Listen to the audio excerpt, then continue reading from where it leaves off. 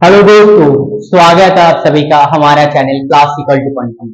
आज इस वीडियो में हम लोग इलेक्ट्रोस्टैटिक से आए हुए जितने भी सवाल है नीट 2025 में वो सारे सवाल को डिस्कस करेंगे और सारे सवाल को इन डेप्थ देखेंगे। ठीक है, पूरा चीज बताएंगे। ठीक है, दो सवाल ही पूछा था शायद नीट मतलब आपका 2025 में इलेक्ट्रोस्टैटिक से, दोनों ही सवाल अच्छे हैं। ठीक है, फॉर्मूला बेस्ड ही थे बट अच्छे सवाल। चलिए इसको देखते हैं। पहला सवाल क्या है, an electric dipole with dipole moment 5 into 10 to the power minus 6 coulomb metre. ठीक है, एक इलेक्ट्रिक डाइपोल है जिसका डाइपोल मोमेंट कितना है 5 into 10 to minus 6 coulomb metre, is aligned with the direction of uniform electric field of magnitude 4 into 10 to power 5 Newton पर coulomb. अच्छा, diagram से मैं समझाने की कोशिश कर रहा हूं। चलिए देखिए, ये इलेक्ट्रिक फील्ड है भैया, ऐसे। ठीक है, इसी डायरेक्शन में भैया एक डाइपोल भी है, माइनस क्यू इधर प्लस। ठीक है, माइनस क्यू से प्लस क्यू डायरेक्शन होता है डाइपोल का। डाइपोल भी इसी डायरेक्शन में और इलेक्ट्रिक फील्ड भी इसी डायरेक्शन में। थीटा कितना है, 0 है।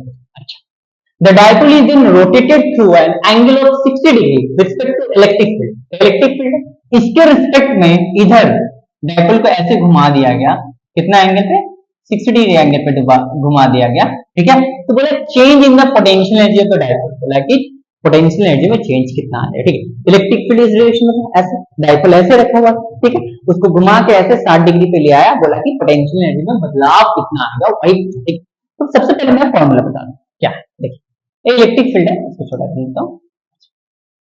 इलेक्ट्रिक फील्ड है, इलेक्ट्रिक फील्ड के अंदर अगर कोई भी डाइपोल रखा है ना भैया, dipole minus Q plus Q dipole रखा है ना भैया। ठीक, तो इस डाइपोल का जो एनर्जी होता है, मान लेते कितना एंगल बना रहा है, थीटा एंगल बना रहा है। इस डाइपोल का जो पोटेंशियल एनर्जी होता है वो कितना होता है, माइनस पी कॉस थीटा।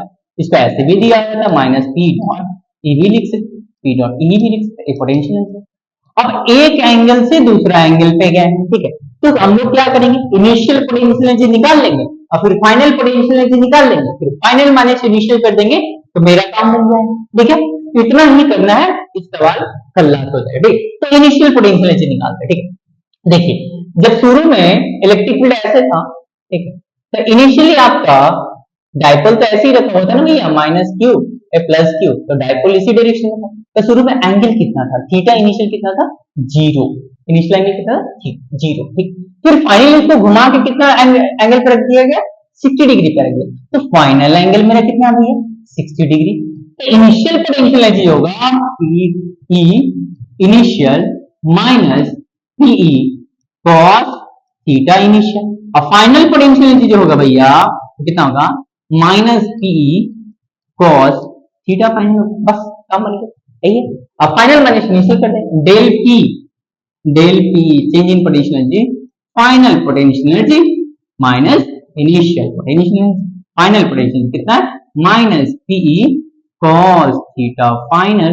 एक माइनस आएगा, ये वाला एक माइनस ऑलरेडी है तो माइनस क्या हो जाएगा, plus P cos theta initial. P बाहर निकाल लेते हैं, पी बाहर निकालेंगे या फिर क्या बचेगा, minus cos theta final plus cos theta initial. ठीक है, अब इसको सामने लेंगे, cos theta initial minus cos theta final. अच्छा, del P cos theta initial minus cos theta क्या जाएगा फाइनल। ध्यान से देखो, इसको एक वाला टर्म को इधर, एक वाला टर्म को इधर। अच्छा, पी का वैल्यू दिया हुआ, कितना दिया हुआ, पी का वैल्यू आपको दिया, मैं यहाँ पे लिख दे रहा हूँ। पी का वैल्यू डाइपोल मोमेंट का वैल्यू कितना दिया, 5 into 10 to the power minus 6 दिया हुआ है, और ई का वैल्यू कितना दिया हुआ है, 4 into 10 to the power 5 दिया हुआ है। अच्छा, तो चलिए पुट करते हैं। पी का वैल्यू कितना है, 5 into 10 to the power minus 6, ई का वैल्यू कितना है, 4 into 10 to the power 5। Initial angle कितना था, cos 0 minus cos final angle 60। अच्छा, 10 का माइनस 1, यहाँ पर 1 बचेगा, 5 4 जा 20, 20 into 10 to the power minus 1, इसका वैल्यू कितना था 1, और उसका वैल्यू cos की वैल्यू तो 1 माइनस हाफ ही आएगा। ठीक, 20 into 10 का माइनस 1 into हाफ, तो ये से कट गया 10 into 10 का माइनस 1 है पावर 1, तो 1 माइनस 1 10 का पावर 0, 10 का पावर 0 मतलब 1 जूल। तो चेंज इन पोटेंशियल एनर्जी जो मेरा आएगा वो कितना आएगा, 1 जूल आएगा भैया। तो ऑप्शन कौन सा होगा देख लेते हैं। ऑप्शन कौन सा होगा? ऑप्शन 1 जो डी है, बिल्कुल सही। ठीक है, तो बस यही करना था। फॉर्मूला पता होना चाहिए कि कोई भी डाइपोल अगर यूनिफॉर्म इलेक्ट्रिक फील्ड के अंदर रखा हो तो उसके पास जो पोटेंशियल एनर्जी होता है वो कितना होता है? माइनस पी कॉस थीटा होता है। ठीक है, चलिए दूसरे सवाल की तरफ बढ़ते हैं। ये है आपका दूसरा सवाल जो नीट 2025 में पूछा। ठीक है, बोला है two identical charge conducting spheres A and B, दो आइडेंटिकल चार्ज कंडक्टिंग स्फीयर्स है, आइडेंटिकल है मतलब आइडेंटिकल मतलब same in every respect, radius mass सब कुछ सेम है। ठीक है, A and B separate have their centres separated by a certain distance, वो दोनों का जो सेंटर्स है ना, जैसे कि ए वाला एक स्फीयर है, ए वाला स्फीयर है, ए इसका सेंटर जो सेपरेटेड है ना सम डिस्टेंस r से सेपरेटेड है। अच्छा, and charge on each sphere is q, हर एक स्फीयर के पास चार्ज कितना q, सिमिलर चार्ज है तो एक दूसरे को रिपेल करेगा, ए है ए बी है। ठीक है, मान लेते हैं तो is and charge on each sphere is q and the force of repulsion between them is 8, एक दूसरे को जो रिपेल करें कितना फोर्स से रिपेल करें? 8 फोर्स से रिपेल कर रहे हैं। ठीक है, अच्छा, a third identical अनचार्ज conducting sphere, एक तीसरा चार्ज बॉडी एकदम आइडेंटिकल है, ठीक है, एकदम आइडेंटिकल है, कंडक्टिंग बॉडी है, वो is brought in contact with sphere A. सबसे पहले मान लेते तीसरा जो है सी मान लेते हैं, सबसे पहले ए से टच करवाया गया, ए से टच करवाने के बाद फिर बी से टच करवाया गया। ठीक है, उसके बाद पूछता है कि ए और बी के बीच में रिपल्सिव फोर्स कितना होगा। एक बार और मैं बताता हूं, देखिए,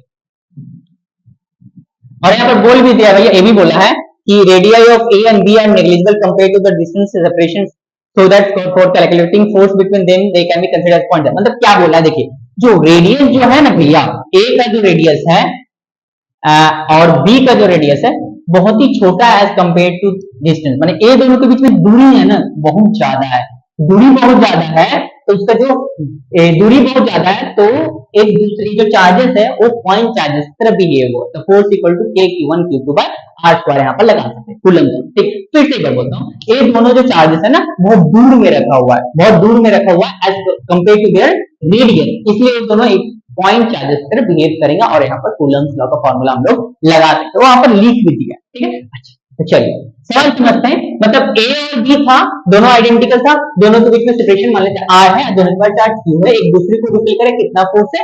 8 फोर्स से रिपेल कर रहा है, एक दूसरे को फोर्स कितना से रिपेल कर रहा है? 8 फोर्स से रिपेल कर रहा है। ठीक है, तीसरा अनचार्ज बॉडी एकदम आइडेंटिकल, सबसे पहले ए से टच करवाया गया, ए से टच करवाने के बाद सी किसके पास गया? बी से टच करवाने के बी से टच करवाया गया, फिर सी को हटाकर रख दिया गया और अब पूछा है कि ए और बी के बीच में कितना रिपल्सिव फोर्स होगा। ये है आपका सवाल। चलिए एकदम बहुत ही सिंपल है, इसको करते हैं। ठीक, देखिए ए है, ए बी है, ठीक है, दोनों के पास चार्ज कितना है? क्यू क्यू, दोनों के बीच डिस्टेंस कितना है? आर, इसको force on B due to A and force on A due to B, दोनों फोर्स तो क्या होता है? बराबर होता है, इक्वल इन मैग्नीट्यूड होता है, मैं मैग्नीट्यूड लिख रहा हूँ। ठीक है, डायरेक्शन इक्वल टू एफ मान, ठीक, और दोनों बॉडीज के बीच में जो चार्जेस का फोर्स भी निकलता है, मैंने कूलम्ब्स का क्या बोलता है? एफ इक्वल टू के Q1 Q2 bye R square, तो K into Q by R square, तो मेरा फोर्स जो आया एफ का वैल्यू जो आया कितना आया? K Q square by R square, ये मेरा एफ का। अच्छा, समझते हैं। सी जो आया ना भैया वो पहले ए से टच करेगा, जैसे कि देखिए एक कंसेप्ट मान लीजिए Q1 चार्ज है, एक Q2 चार्ज है, ठीक है, और ए है और ए बी है, दोनों आइडेंटिकल है, एक दूसरे को टच करवाने के बाद टच करवाएंगे उसके बाद हटाएंगे ना, इसको तो जो चार्ज रहेगा ए के ऊपर Q1 प्लस Q2 बाय 2 रहेगा और बी के ऊपर जो चार्ज रहेगा वो भी Q1 प्लस Q2 बाय 2 रहेगा, बढ़ जाएगा। ठीक है, समझिए ए आइडेंटिकल है, ए और बी दोनों एक दूसरे का एकदम आइडेंटिकल है, एकदम कॉपी, और इसके ऊपर चार्ज Q1 है, इसके ऊपर चार्ज Q2 है, दोनों एक दूसरे को मतलब एक दूसरे को टच किए फिर हटा दिए, फिर पूछे दोनों के ऊपर चार्जेस बताओ, इसके पास Q1 प्लस Q2 बाय 2, इसके पास भी Q1 प्लस Q2 बाय 2, दोनों को चार्जेस को जोड़कर डिवाइड कर देंगे फिर से। तो यहाँ पर भी वही बात हुआ है, ठीक है, कि ए पहले ए था, ठीक है, इस पर चार्ज कितना था? ए था, Q पहले सी आया, इसके साथ टच करवाया, ठीक, तो इसके पास चार्ज कितना रहेगा? इसके पास तो चार्ज 0 है, ठीक है, कितना होगा? Q प्लस 0 बाय 2, मतलब Q बाय 2, मतलब ए के पास कितना रह गया? ए के पास रह गया Q बाय 2, ठीक है, और सी के पास कितना आ गया? सी के पास Q बाय 2 आ गया, ठीक है, Q/2 आ गया। अब C को किसके साथ टच किया गया? B के साथ। तो B के ऊपर चार्ज कितना है? Q। तो ये दोनों को चार्ज को जोड़ेंगे या 2 से डिवाइड कर देंगे, फिर C और B को उतना उतना दे देंगे। ठीक है, तो जोड़ते हैं, देखिए। तो Q/2 प्लस Q/2 तो कितना जाएगा? 3Q/2 by 2, 3Q/4। अब C के ऊपर चार्ज कितना आ गया? 3Q/4 और B के ऊपर चार्ज कितना आ गया? 3Q/4। तो यहाँ पर B है तो B के ऊपर चार्ज कितना आ गया? 3Q/4 और C के ऊपर जो चार्ज आया फाइनल वो आपका आया, C के ऊपर जो चार्ज आया फाइनल वो भी 3Q/4। समझ भैया? पहले A के साथ टच करवाएं तो Q/2 हो गया। अब A जहां था वहीं रहा। अब C गया किसके पास? B के पास गया, उसके साथ टच करवाएगा तो Q/2 प्लस Q, 3Q/2 आधा आधा करना, तो 3Q/4 3Q/4। ठीक, अब पूछा A और B के बीच में फोर्स कितना हो, डिस्टेंस वही है। ठीक, तो नया से करते हैं। देखिए अब A के ऊपर चार्ज कितना है? Q/2 एंड B के ऊपर चार्ज कितना है भैया? 3Q/, एक मिनट, A के ऊपर चार्ज कितना है? Q/2 एंड B के ऊपर चार्ज कितना भैया? 3Q/4 है। ये दोनों के बीच में डिस्टेंस कितना? उतना ही है। तो फोर्स कितना होता है? K Q1 Q2 by R square. इसको F डैश लिख रहा हूँ। Q1 का वैल्यू Q/2, Q2 का value 3Q/4 bye R square. 4 2 8 हो जाएगा और 3/8 को मैं सामने रख रहा हूँ और K Q into Q square by R square. ठीक है, तो K Q square by R square का वैल्यू हम लोग ऑलरेडी जानते हैं, क्या है? 8 है। देखिए K Q square by R square 8 जो रिपल करा, अच्छा नहीं है, 3/8 इंटू 8 तो कितना आ जाएगा? 3F/8। अब नया जो रिपल्सिव फोर्स होगा वो कितना हो जाएगा? 3F/8 हो जाएगा। देखते हैं कौन सा ऑप्शन है। ऑप्शन बी है, बिल्कुल करेक्ट है भैया। ठीक है, अगर आपको नहीं समझ में आया, ठीक है, तो आप दोबारा इस वीडियो को देखिए, आप पूरा डिटेल में आ जाएगा आपको। ठीक है, मैंने पूरा एकदम डिटेल में एक्सप्लेन। ठीक है, तो आप लोग ऐसे ही पढ़ाई करते रहिए। हम लोग अगले वीडियो में मिलेंगे बहुत ही प्यारा सवाल के साथ। धन्यवाद।